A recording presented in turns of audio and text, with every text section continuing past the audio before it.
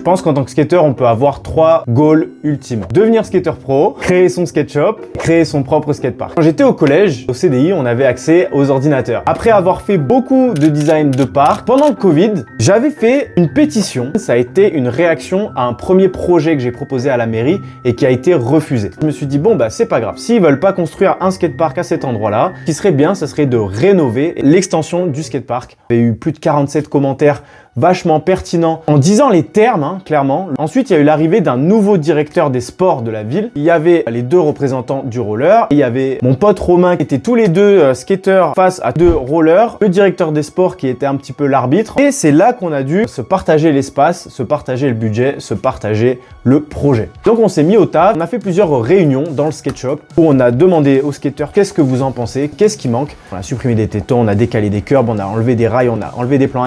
C'était vraiment de la construction participative et c'est là que ça devenait vraiment intéressant. Je suis pas déçu. L'aboutissement d'une longue bataille, ça a duré près de 5 ans. Créer un skatepark, c'est dur, ça prend du temps, ça demande beaucoup d'acharnement. C'est comme apprendre à faire du skate. Si tu veux t'y mettre, tu vas te prendre pas mal de barrières. Si tu lâches pas le morceau, tu vas être plutôt satisfait du résultat.